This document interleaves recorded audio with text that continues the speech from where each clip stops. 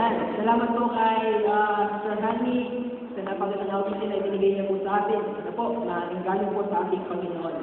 Kaya sa mga kabataan natin, pagyamanin po ninyong yung mga talento sapagkat kapag ito ninyong gagamitin sa ating Panginoon, yan po ay malaking kapakinabangan sa bawat ito sa atin. Ano po? So, ngayon, magpapatuloy po tayo ng ating pag-aaral. Okay? Mukhang naman function ng konti. At ang ating pag-aaral ngayon, mga kapatid, ay may kinalaman po sa ano ang dapat malaman ng karamihan tungkol sa hinaharap. Okay? Ano ang dapat malaman ng karamihan tungkol sa hinaharap? Mayroon ba dapat tayo malaman mga kaibigan tungkol sa hinaharap? Sino nagsasabi na dapat meron tayong malaman tungkol sa hinaharap? Okay, wala. Pero nais ibang gustong malaman kung ano ang meron sa hinaharap. Sino mo gustong malaman ang hinaharap? Lahat tayo. Minsan pa, uwi na ako, tuwan-tuwan ng Yapo. Ay, Yapo din, Pagsakan Church. Yung Catholic Church yan, sa DJC dati, mga tao na nagbabasa ng palad. At tinitingnan nila kung ano ang iyong kapalaran. Gusto kong i-try. Gusto ko lang pero hindi sabihin, naniniwala ako. Gusto ko i-try. Pero sabi ko, hindi, mas mas ang pananampalataya ng Panginoon. Sapagkat, mga kaibigan, alalahanin yung minsan tao rin ang gumagawa ng kanyang kinabukasan. No? Kaya maganda na tayo dahil sa ating Panginoon, na kung ano man ang ating kinabukasan, pinanampalataya tayo ng ating kinabukasan ay maganda, at tayo pa sa kaloob ng ating Panginoon. Kagaya ng ating tatalakay ngayon, ano ang dapat malaman ng karamihan tungkol sa hinaharap? Meron pa yung dapat malaman mga kapatid. At hindi ito dapat hindi nababasa sa panraksulatan. Hindi ito dapat nanatiling sekreto kapag ito ay dapat malaman ng bawat sa atin kapag sa oras na malaman natin mga kapatid ito, naniniwala ako. Magkakaroon ng malaking katanungan sa inyong isip. Susunod na kaya ako sa kapag na hindi pa. No? So yan mga kapatid ko. Noong 1823, no po, si George William Lardner, isang British scientist, itong sabi niya, ang sobrang mabilis na paglalakbay sa lilim ay imposible dahil mamamatay ang mga pasahero sa kawalan ng hininga. Ito yung sinabi niya noong 1823, nung hindi pa natutukan ng tren. Sabi niya, imposible na ang tao sumakay sa tren o maglakbay sa pamamagitan ng lilim kapag siya'y mamamatay sapagkat hindi siya makakahinga. Tunay kaya ang kanyang prediction? Noong 19th century, mga kapatid, na-invento ang tren. At yan ang paborito kong sakyan ngayon. MRT, LRT, saka tingnan po, din sa may niya. MRT, saka LRT. Pero nyo, ano ba? Meron pang isang scientist. Yan si Pierre Pache. Okay?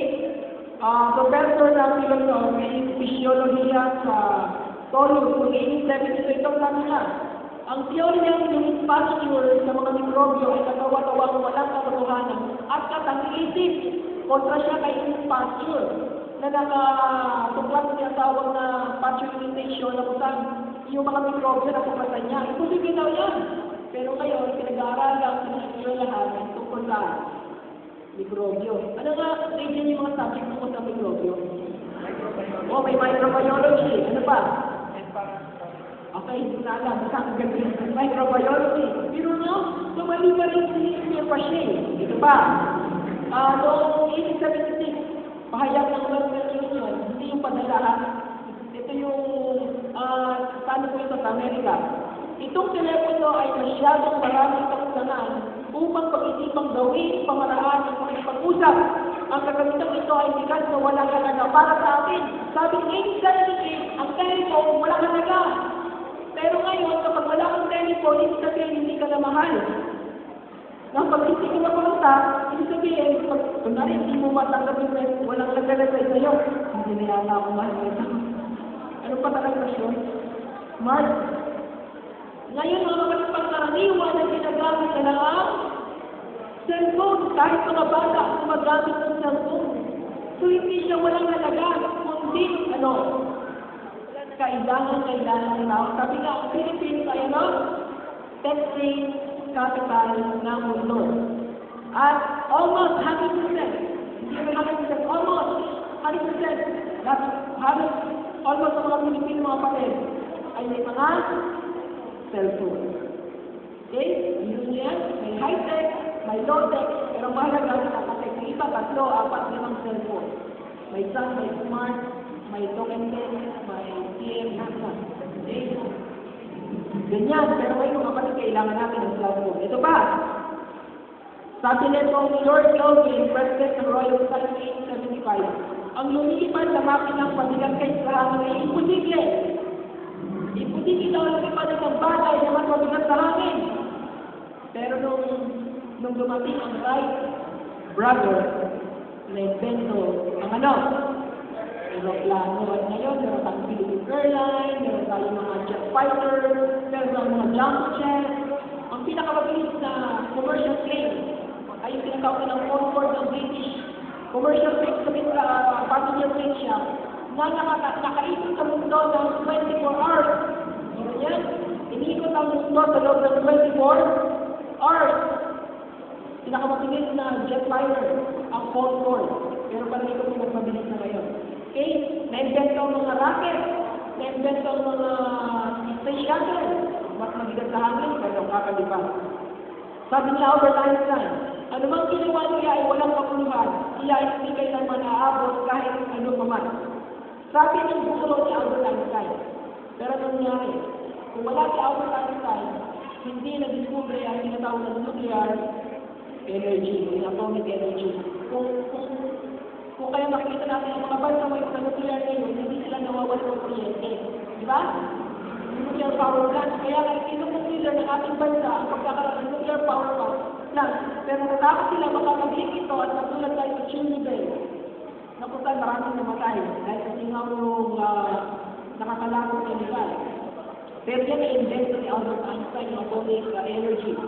Yung isa pang hindi malalaman sa science na formula, yung EMC square. Hindi ko alam kung yun. Basta alam ko, magaling si Albert Einstein. Pero sabi ng gusto niya, wala kang pag-asa. Pero tingin niyo, naging bayani siya ng mundo. Pero pa, ito, ang lahat ng mga invento ay na-invento na. Noong 1999. Pero yung mga na-invento ni Ford ang unang mga sasakyan. Okay, meron pa. Television.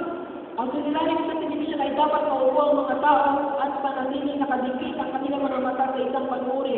Ang karaniwang pamilyang Amerikano ay walang tanong para dito. Sabi nila ang television, wala talaga yan. Okay? At kinakailangan nila, ito pang yung mata sa TV para makapanood ka. Pero ngayon, meron flat screen, meron ng 100 inches. Meron mo dyan. Basta may mga television na at ang karaniwan nito sinagamit sa mga tahanan.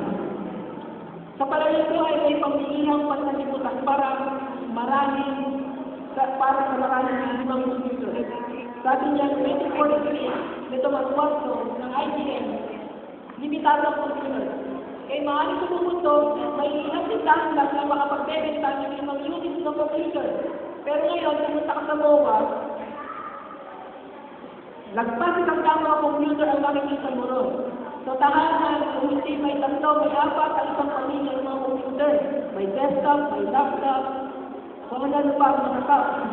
Okay? Halos kompleto ng tao. Ito pa, imposible daw sa makakyat.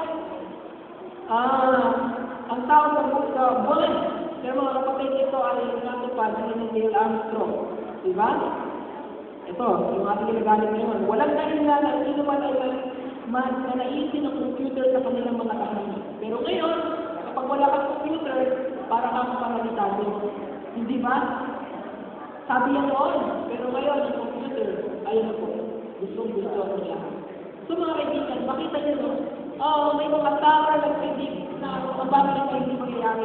Pero mali sila sapagkat ang lahat ay may nagkaroon ng katuparan. Ngayon mga kapatid, saglan ng Daniel. Ito si Daniel. Bubuksan natin siya ng sulat, tapos naman na nakasulatan, na kung saan, ibibigay ko sa ating mga kapatid ko ang isang mahalagang bagay na nakasulat nito tungkol po sa mangyayari at mga huling panahon. Pero sila.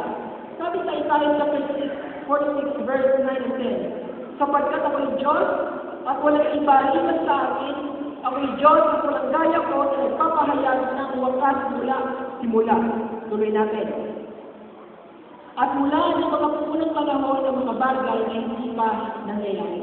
Ipinapakita mga kapatid ko na ang Diyos siyang nagpapahayag ng mga bagay na hindi pa nangyayari. Ibig sabihin akong tao, hindi ko kaya ihayag kung ano meron kayo sa in future. Kahit di naman tao mga kapatid, wala mas pagkasabi kung ano ang kinabukasan nyo. Nakabata nga ako sa dyaryo. Yung little pilot ko, binasa niya, ang kapalaran mo ay ganyan-ganyan. Pero mas maganda, sabi niya, lumapit ka pa rin sa Diyos upang mabigyan ka ng magandang kinabukasan. Dilo niya, yung sabihin, wala pa rin talagang tao na ayaw sabi kung ano kinabukasan mo.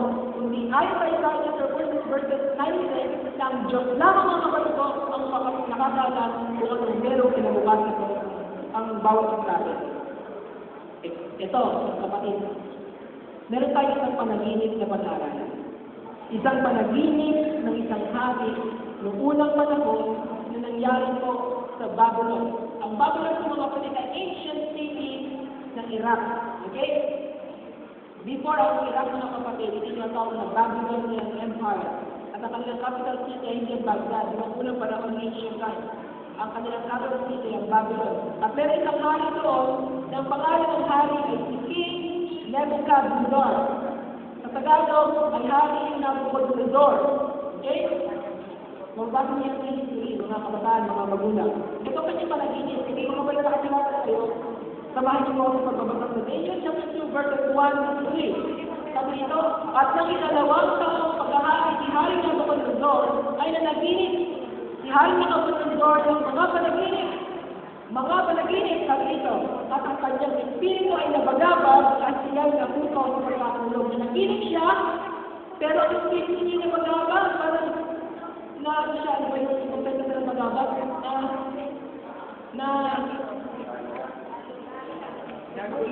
Nakagulumihan siya, namugyan siya, at nagiging siya sa kanyang pagkakakulog. Siguro isang problema ng mga kaibigan ay hindi niya alam kung ano ang kanyang napanaginipan. Sabi dito na magkagayoy, kung pagkagising niya, itinatawag niya ang mga mahito, at ang mga encantador, at ang mga manghula, at ang mga kaljeyo, upang saysayin sa hari ang kaniyang panaginip. So dahil nalimutan niya ang kanyang panaginip at nagpupulungan ang kanyang puso, pinatawag niya ang mga wise men na makalimutan sa Babylon. At sabi, mga magicians, Chaldeans, astrologers, punta kayo rito.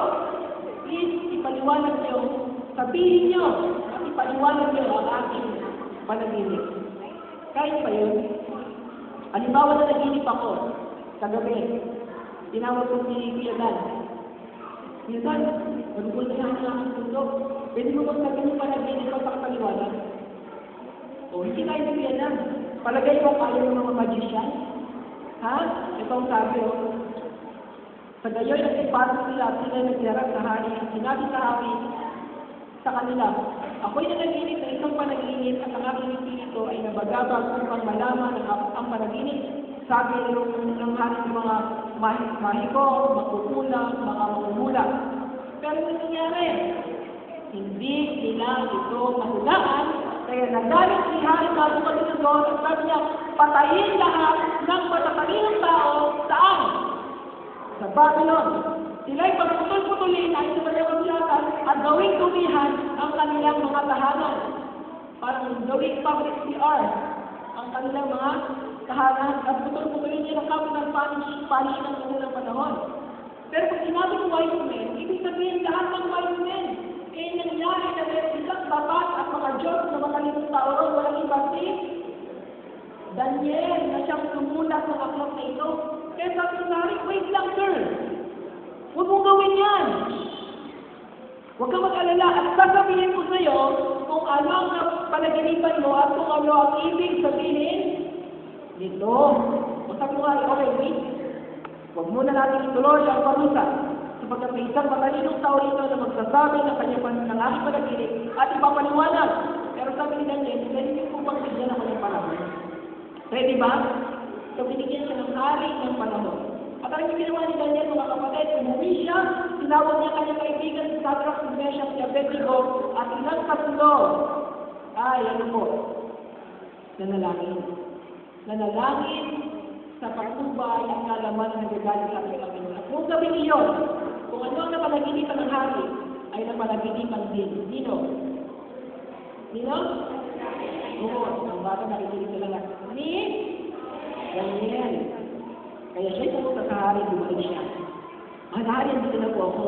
So makikita mo yung ngiti sa mahal na hari. Napakasal na mahal na hari. Sa wakas, malalaman ko ng aking panaginip at ang mga kahulugan. Parang sabi ni Daniel, mahal na hari, walang tao ang makakapagpaliwanag ng iyong panaginip. Siguro pumilit na naman yung ulo. Binigyan kita ng panahon, bumalik at sabihin mo sa akin, wala makakapagpaliwanag. Pero may pahabol si Daniel. Ano yung pahabol niya? Ngunit, sabi niya, may isang Diyos. Kasi ayaw itaas ni Daniel ang kanyang sarili. Ang gusto itaas ni Daniel ay ang Diyos. Kaya sabi niya ito, ngunit, huwag ako nalumanari. Meron isang Diyos sa dapat na nagaya ng mga lihim. Yung sinabi natin sa Isaiah 46 kanina, 1910, no? At siyang nagpapaalinaw kung ano ang mangyayari sa huling araw. So, ibig sabihin mga kapatid ko, ang panaginip ng hari, dahil na panaginip ng Daniel, na isinaliwanag ng Panginoon kay Daniel, ay mga panaginip tungkol sa huling araw. Ibig sabihin ng panaginip ng hari tungkol sa huling araw. At ito, isinaliwanag na ni Daniel. Mahal na hari, ito ang iyong nakita. Isang malaking imahe. At itong imahe na to ay gawa sa iba't ibang mga material, elemento.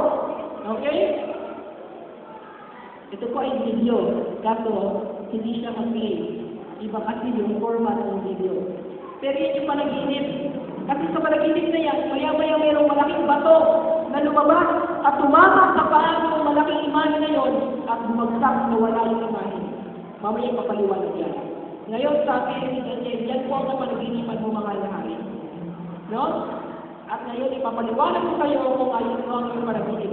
Sabi niya, panaginip ko ay malaking isang imahe, gawa sa iba't ibang mga elements. Ang ulo ay dito, ang dibdib ay gawa sa pilak. Tama ba, Silver?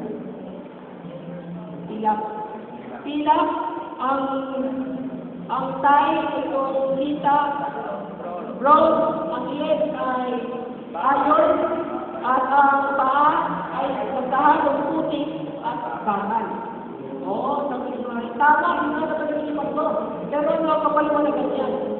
Pinaliwanag ni Daniel. Sabi niya, mahal na hari, ay sabihin sa 2 verse 38, ikaw ang ulo na sabi ng kapatid, ito ang paliwanag, mahal na hari, ikaw ang ulo na ito. Ibig sabihin, yung malaking imahe na yun, ito po ay nagpapaliwanag tungkol sa darating na panahon, ay nag-umpisa sa panahon ni Hari Nebuchadnezzar. Sapagkat ang naging starting point, mga kapatid, ng mulang ito, ay sinabi ni Daniel, mahal na hari, ikaw ang ulong ginto. Ibig sabihin, yung ginto na ulo na yun, malaking imahe, ay sumisimbolo po sa imperyo ng Babylonia. Okay? Sumisimbolo sa Babylonian Empire. Bakit sila tinawag ng ito, mga kapatid? Okay, ito natin. Mga kaharian ng mula. Okay? Ulong ginto, ito yung Babylonia. Dibdib na bilang, alis na history, ang sumunod na kaharian, sumunod na Babylonia, ay ang Medo-Persian. Sa ating panahon ngayon, sila yung mga Iranian. Okay? Pangatlo, yung lihim ng santo ay Greece. Grecia. Sumunod panahon ngayon, Greece. Itong mga higiting bakal ay Roma. Okay? At yung mga parang, pagkuha kanina, ay mga parang bakal at higiting. Ito po yung 10 divided kingdoms ng Diyos. Bakit ito?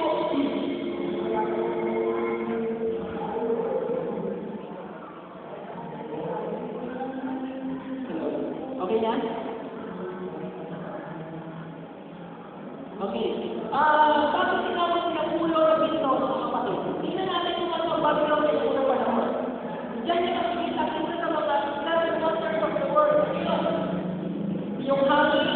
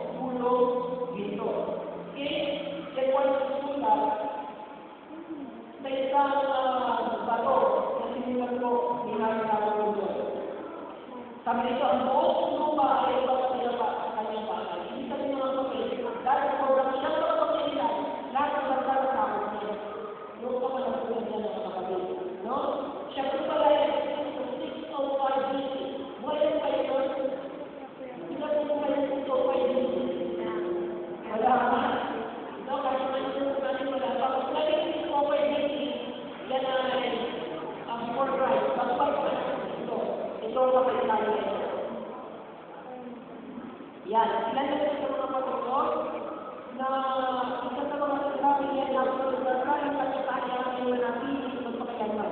Pero kaya nahanyan ito ay nanatili sapagkat ayon sa mga kasulatan, may susunod na kaharian sa kanya. Okay? So ang ulong ito ay sumisimula saan? Sa kaharian ng Babylonia. Pero sabi niya, ito yung mga kapatid. Yan. 605 hanggang 539 doon siya naging makapangyarihan. Pero sinabi ni Daniel, mahal na hari, hindi magpakailanman ng iyong kaharian. Kapagkat, sabi sa Daniel chapter 2, yan, verse 39, at pagkatapos mo ay may babago sa ibang kaharian mas mababa sa'yo. Ano yung mataas? Silver or gold? Ano yung mataas? Silver or gold? Gold. Pero sabi ni Daniel, may lalabas kung mas mababa sa iyong kaharian. At kung mababasa niyo ang history, ang tumalo sa Babylonian Empire ay yung isip na bilang ng ano po, ng Medo-Persian Empire na napagbunan ni King Cyrus the Great King.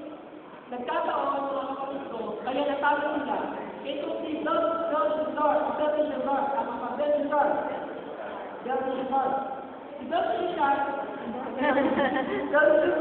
Na po ni King Nebuchadnezzar, hirap, mga Babylonian ito yan. Nagkataon, na sila mo ay kapila. Samantala ng mga Persian ay nakalabas ng siyudad ng Babylon. Sabi ni Belshazzar, huwag kayo mag-alala, hindi nila kaya tayong patukin sapagkat ang ating siyudad ay matibay. Ang pagkat ng Babylon ay kaya takbuhan ng 7 alyansa. Ganyan sa kapal. Gumagamit na ang mga Persian ng iba't ibang mga war machine para wasakin ang bagay, pero hindi nawawasak. Pero magaling si Cyrus. Sabi niya, merong ilog na dumadaan sa gitna ng siyudad.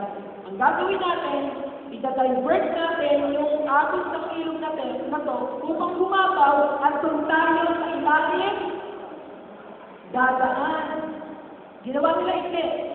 Ginawa nila. Pero bago mangyari ito, sa panagkakatiyahan nito si Belshazzar at kanyang mga kasama, meron isang kamay, na nasulat. Sabi ni chapter 5:20, sabi ron, nene tekel yung konti. No? Isa po siyang Aramaic na salita na hindi masyado ulit niyan nila kung ano yung ibig sabihin. Pero yung ibig sabihin ng nene tekel yung konti. Pag sinabi nene, sabi kay Belshazzar, binilang ng Diyos ang iyong kaharian at winakasan. Ay, nauli yung tekel. Las po tayo ng konti.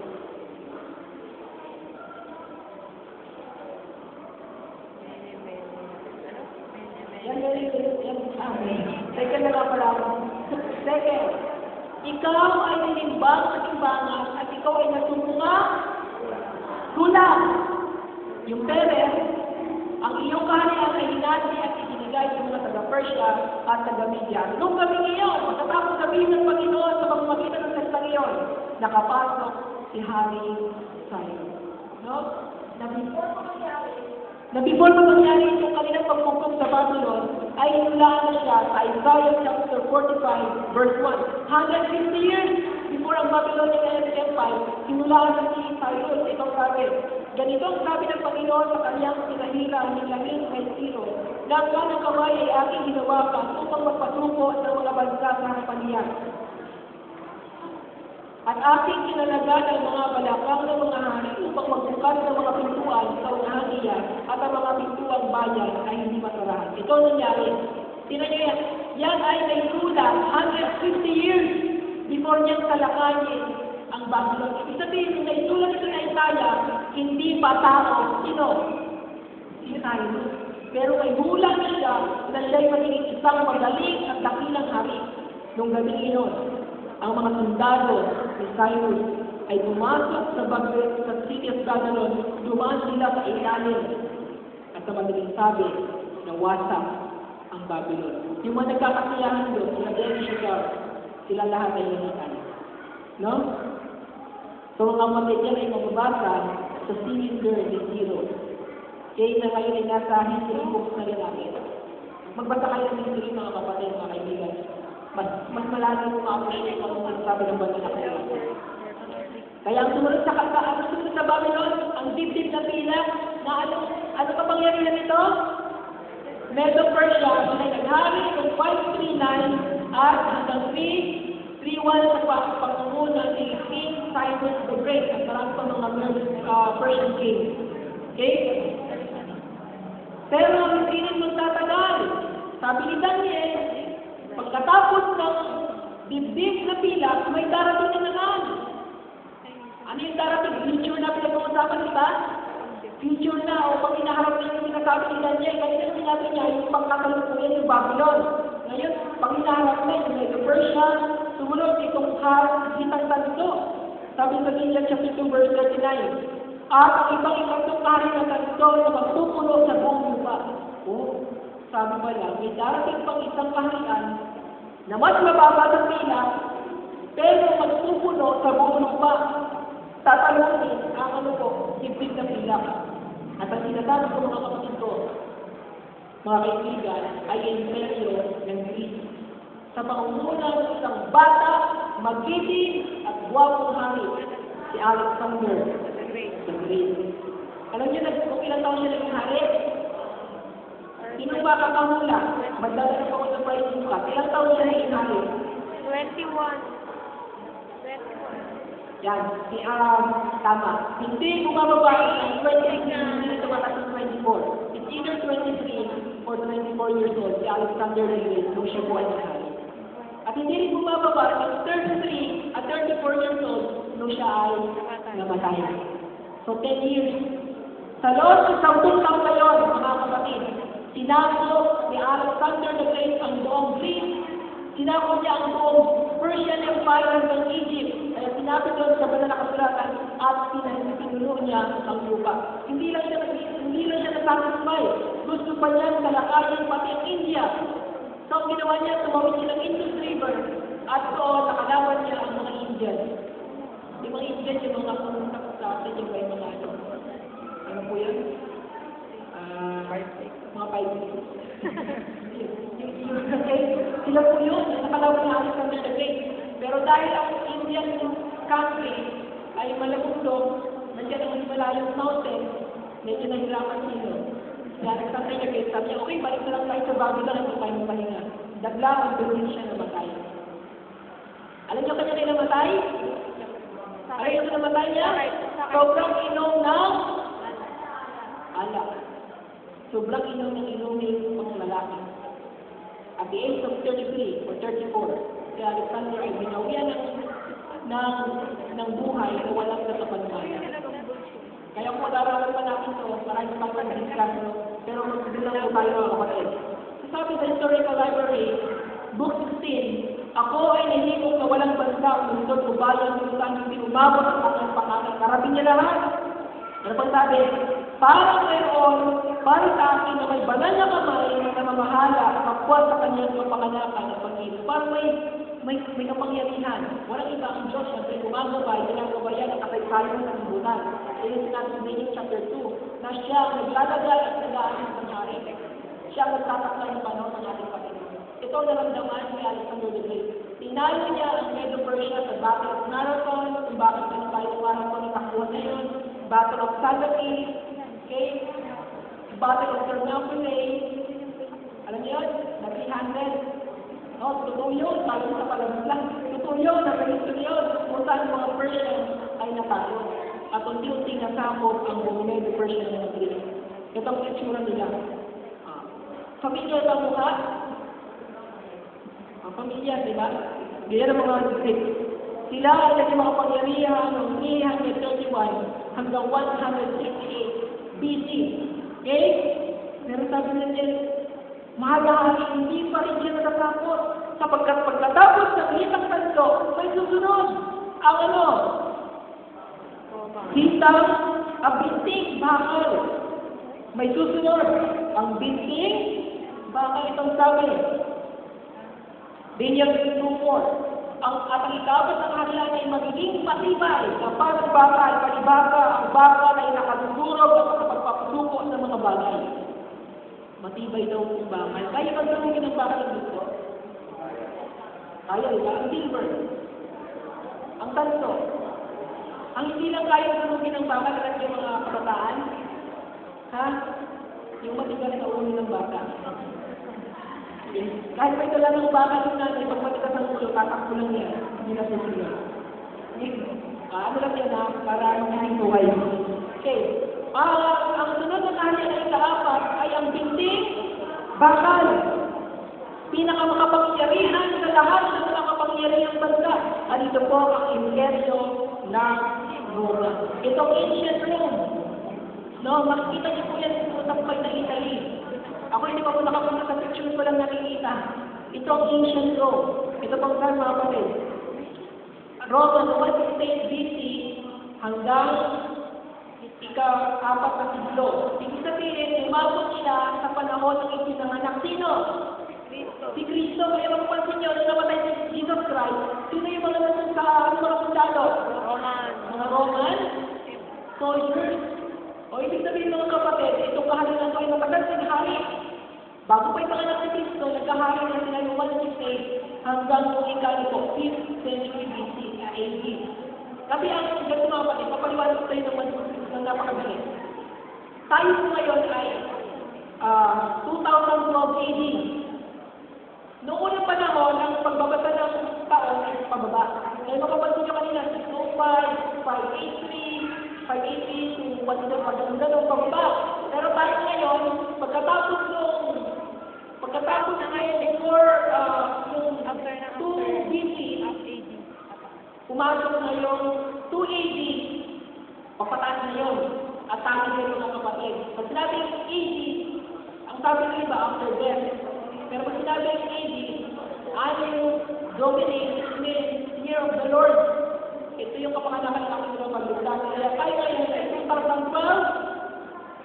AD. Okay? 2012 AD. Yan ang ating taon ngayon. So sila po ay naghari ng 150 hanggang 6th century AD. Ito ang sabi ni Cardinal James Gibbon sa kanyang history book. The Decline and Fall of the Roman Empire. Ang mga lalawan ng ginto ng pila o ng banso na maaaring kumatawan sa mga bansa ng kanilang mga hari ay sunod-sunod na binasag ng kahayang bakal ng Roma. See? Napakapangyarihan. High-tech na ang kanilang mga sandakan noon. Pero hindi pa kasing high-tech na katulad ngayon. No? Sapagkat maging ang pagi nila, bakal, mga armory nila ay puro bakal. Ang kanilang government ay systematic. Kung bakit meron ba yung parliament na yun, yan ay nakuha natin sa mga sa Roman. Kung bakit meron mga senator ngayon, ay dahil sa inadap natin kung anong government meron sila noon. Doon din ako sa tinatawag na democratic government, parliamentary, doon din ako ang tinatawag na basta yung nagdating ng government. Wala pang nationalism noon. No? So, lahat na yung pattern ng Roman Empire, dito yun kung anong tanong na dito para sa ating yung nationalism. Napakalakas na bansa. Pero sabi ni Daniel, mahanahan, hindi sila magtatagal sapagkat may susunod sa kanila. Ito ang paa na pinaghalong putik at bakal. Ano ito? Sabi sa Daniel chapter 2 verse 41, yan ang iyong nakita mga paa at mga daliri, ang isang bahagi ay putik na nito at ng pagpapalayo at nakita isang bahagi ay bakal ay magiging mga kahariang hati.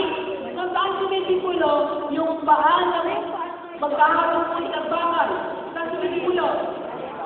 Sa kahariang hati. Ibig sabihin, after the Roman Empire, bumagsak nila ang kanilang kaharian ay nahati sa 10 mga kaharian. Ang kanilang imperyo ay nahati sa 2 kaharian. Mas marami na yung empire kaysa sa kingdom, di ba? Pag sinabi ng empire, that is composed of many kingdoms. Okay? Ngayon, nahati sa 10 mga kaharian ang kanyang imperyo ng Roma. At ito yan. Yan. Ano yung una? Pakibasa po. Alimani. Sa ngayon sila mga German o mga Aliman. Sunod sila ay mga Burgundian. Ngayon sila yung mga taga-Switzerland. Okay? Mga France. Sila mga French. France to.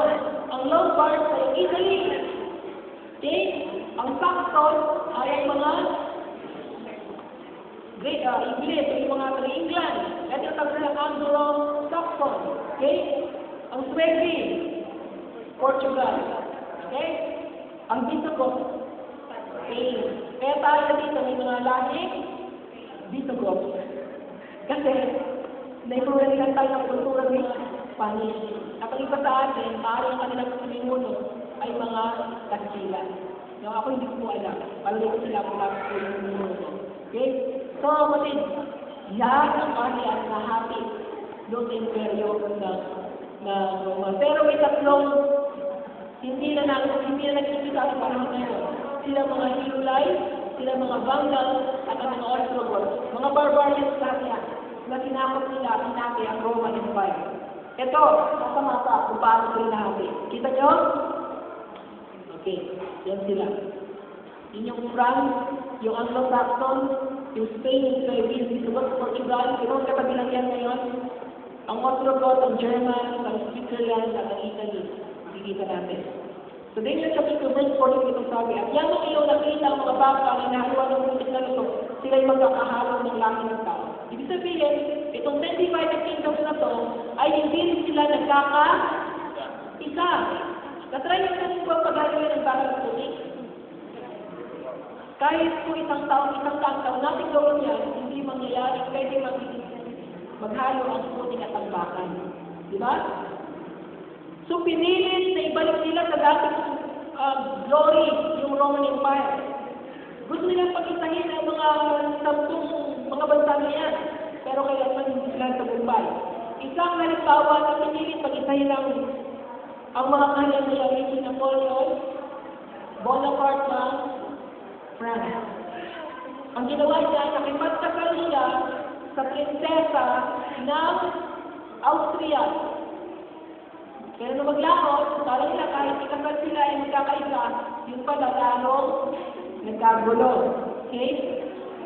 Ito yung kastilyo ng Fredericksburg, Denmark. At dyan makikita nyo itong family ng mga hari. Kung paano nagkaroon ng mga intermarriage para pakisahin nila ang kanilang mga bansa. Pero kailan naman hindi nagkaisa. Kapag ito sinasabi sa Daniel 2:4-3, ngunit hindi sila magkakalakipan gaya ng baka na hindi lumalapit sa putik. Andyan sino? Si Charlemagne. Pilit na gusto pakisahin ng mga bansa. Pero hindi sila nagkaisa. Okay? Andyan si Harry Henry ng England. Pilit na gusto pakisahin ng mga bansa. Pero hindi pa rin sila nagtagumpay. Napoleon Bonaparte. Naging makapangyarihan ng buong France. Sinabot niya ang Rome. Pati yung Pope doon, kanyang pinatuko. Makapangyarihan. Pero sa isang England na wala kanyang kapangyarihan, nung pinalala ng mga English sa Battle of Waterloo, kung saan si Napoleon Bonaparte ay nakulong at namatay. See? Kahit yung pagkakala niya na mag-isahin ang kanyang lugar, hindi nagtagumpay. Dumating ang maraming mga tao, ang mga hari, mga leader, andyan si Bismarck, okay, andyan si Hitler, pilit na gusto pag-isahin ang mundo, pero hindi pa rin sila nagkaisa. Hindi sila magkakalakipan sa isa't isa. Ito po, sa moderno kasaysayan. Ano ang kaunahing katanggalin nitong malaking kapangyarihan sa pamamagitan nito pigilan, lalabanan at naibagsak? Itong sabi ko, sa pamamagitan ng wala at hindi sa tumilang at ipinahayag na panggambala ng Diyos. Kung bakit sila hindi nagtagumpay mga kapatid ko na pag-isahin ng mga bansang ito sapagkat ang Panginoon ay nandun sa kalagitnaan. Ano pinagawa niya? Hindi niya pinahihintulutan ito mangyari. Kung bakit, pag-aaralan natin yan sa ibang mga panahon. Sapagkat ngayon, pinaralan natin yung kasaysayan ng mga hinulaan ni Daniel. At ito yung mga leader na yan. Okay? O, kita niyo si Hitler, si Bismarck, si Napoleon, at yung mga hari pang iba. Okay? Ito yan. Yan yung na puning bakal. Ito yung modernong kasaysayan natin. Andiyan si Winston Churchill ng England. Andiyan si Woodrow Wilson ng Amerika. At si Stalin ng USSR. Mag-meeting sila na magkaroon ng tinatawag na pagkakaisa ng mga bansa. Hindi natupad. Sapagkat sapagkat sila rin nag-aaway-aaway ng Cold War. Nagkaroon tayo ng United Nations, pero hindi pa rin united. Nagkaroon tayo ng NATO, ng North Atlantic Treaty Organization, pero wala pa rin pagkakaisa. Di ba? Ang Europe, hindi sila pinagkita ang kanilang mga sarili. Nagkaroon sila ng sinasawag na Euro. Pinagkita nila ang kanilang currency. Pero ngayon, hindi pa rin sila nagkakaisa. Bakit? Sapagkat yun ang sinasabi ng banal na kasulatan. Pero sabi nung Daniel, mahal na hari, hindi pa rin dyan natapos. Ibig sabihin mga kapatid, mga kaibigan, nasa anong bahagi na tayo ng malaking imahe na yun? Nasa ulo ba tayo? Nasa ulo tayo? Hindi. Nasa tisimba? Hindi. Nasa, kita? Hindi.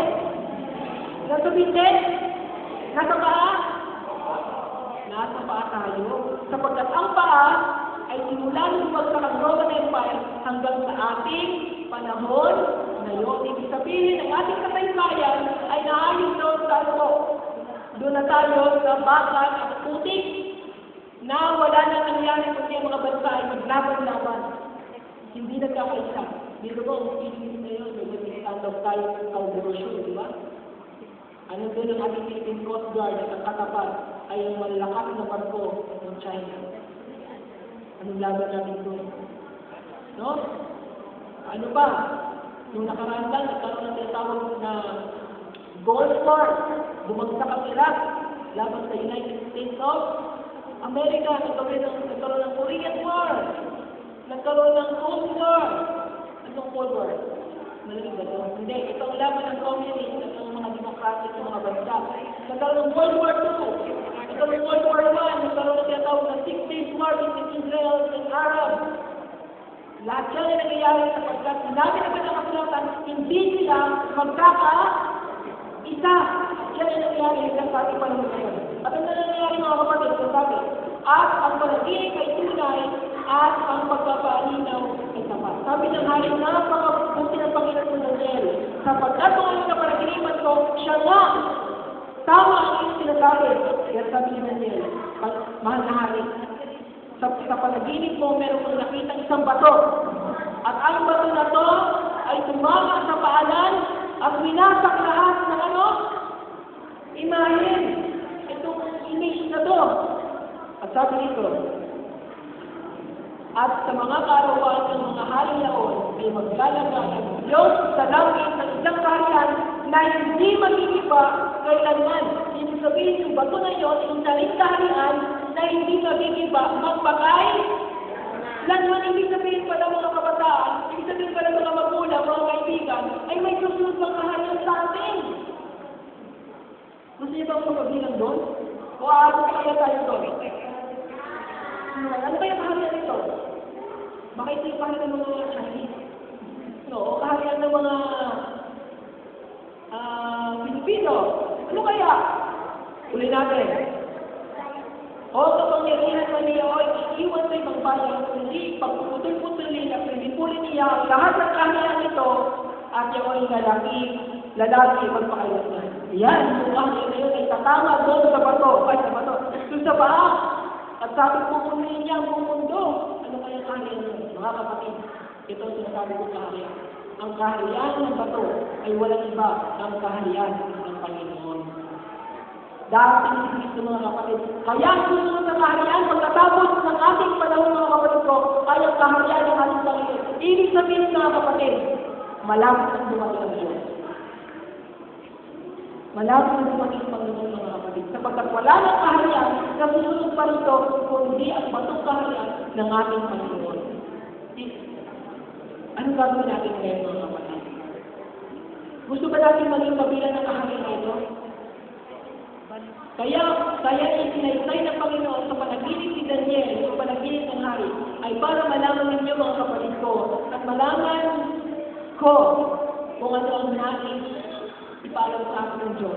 At ang nais ipaalam mga kapatid ko, malapit na siyang dumating. At sabi niya mga anak, kayo ay nasa bandang paanan, sana kayo ang abutan ng aking pagdating. Mga kapatid ko, ang Panginoon ang susunod na kaharian. Ang kaharian ng Panginoon, walang lakad, walang panglakad ng bayan, ang siyang dating partner niya para sa atin.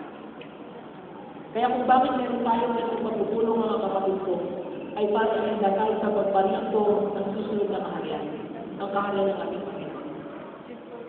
Ang tanong ko sa inyo mga kapatid, gusto niyo ba makapilan sa kaharian na ito? Sino kung gusto makapilan sa kaharian na darating? Maraming salamat. Ayaw ng Panginoon na mawawala sapagkat ang kaharian na ito ay magpakailanman at wala na susunod na ibang kaharian dyan. Ang kaharian lamang ng Panginoon. Kaya bukas mga kapatid ko, pag-aaralan natin ang pagbalito ng ating magiting na Panginoon, si Kristo. Ang tanong, paano mo malalaman na si Kristo ay malapit na dumating? Kaya huwag kayong mawawala bukas, sapagkat kayo kung mawala bukas, hindi niyo malalaman kung kailan siya darating. At kung hindi niyo alam kung kailan siya darating, ano mangyayari? Baka tayo naiwan. Okay? Kaya bukas mga kapatid ko, sana gumaling kayo. Sapagkat bukas, pag-aaralan natin ang mga tanda ng pagbalito ng susunod na kaharian ang ating Panginoon. Tapat ang sinasabi sa kanya mga kapatid. Basahin natin ang mga kasulatan, basahin natin ang kasaysayan ng ikutan. Kung pag-aaral natin itong mabuti mga kapatid, makikita natin ang kakalamit namin. Hindi ito aking salita mga kapatid ko, ito'y salita ng gagaling sa Panginoon sa pamamagitan ng kanyang banal na kasulatan. So mga kapatid, nangangako ba kayo kung gabi ito? Nasa malalapit na pagparinig ng ating Panginoon, kayo ay nananatiling tapat sa Kanya. Sino mong gustong manatiling tapat mga kapatid? Maraming salamat po. Sino po ang maninindigan sa kabila ng maraming pagsubok sa buhay ay manatiling nakatayo sapagkat ang Diyos ay marami nang dumating? Salamat. Mga kapatid, hinahabol po ang bawat sa inyo. Hindi tayo mga hindi away. Ibig sabihin ng hinahamon, sinachallenge po kayo mga kapatid na pag-aralan niyo po ang mga salita ng Diyos. No? Huwag po kayo maging satisfied na napapakinggan niyo lang sa tubita ang hindi. Pag-aralan niyo ang sinisahan ng mga sinasabi na ating pag-aralan ngayon. Sapagkat kung makita niyo mga kapatid doon, na tama lahat ng nakabanggit ngayon, tunay na kasalita ng ating Panginoon. No po? So, bukas mga kapatid, huwag po tayo mawawala. Sapagkat bukas, ating pag-aaralan ng mga salita ng pagbalito ng ating Panginoon. Ito lang ang sabi ko mga kapatid. Ito lang po.